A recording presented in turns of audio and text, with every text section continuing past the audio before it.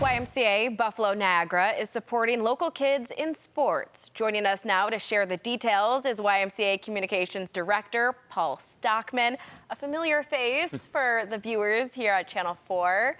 Paul, talk about what Leveling the Playing Field program is all about. Well, Leveling the Playing Field is a local nonprofit, and their entire MO is to try and get kids access to sports equipment, especially kids that can't have that access to sports equipment, because anyone that has a kid that plays hockey or golf or baseball, I mean, this day and age, that equipment's expensive. I mean, a bat these days, a brand new bat, is like $200, and that is not an easy thing for a lot of families, especially if you've got multiple kids. So Leveling the Playing Field does its best to try to get kids that don't have the easy access to playing equipment to be able to get that.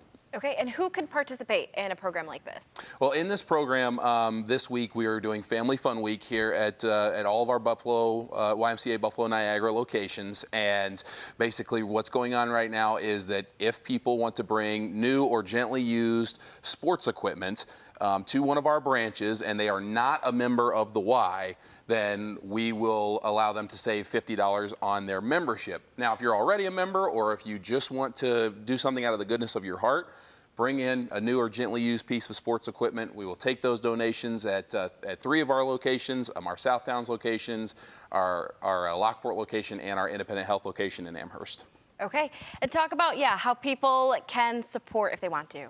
Yeah, that's a good way to support, because when you think about it, I mean, like I just said, the equipment is extremely expensive. In fact, I was even looking at hockey for myself as an adult and looking at helmets, sticks, skates, pads, all these different things, and that adds up to $400 or $500. And I'm thinking about the parent out there that, you have a kid that maybe he's a diehard Sabres fan and he just wants to play hockey, but maybe they can only afford a stick and a helmet. Well, now you have someone over here who has a kid that's grown out of his pads and his skates, and they don't have any use for it. It's just collecting dust in the garage. Now they can take it in, and you might be helping that kid achieve his dream of playing hockey one day. So it's a big way to participate and help others that are maybe needing that extra help. Yeah, absolutely. And Paul, just one more time, go over what donations people can give and the locations. Yeah, the different locations we have are our Southtowns location, and then we also have our Independent Health location in Amherst, and then our Lockport location, which is surprisingly in Lockport.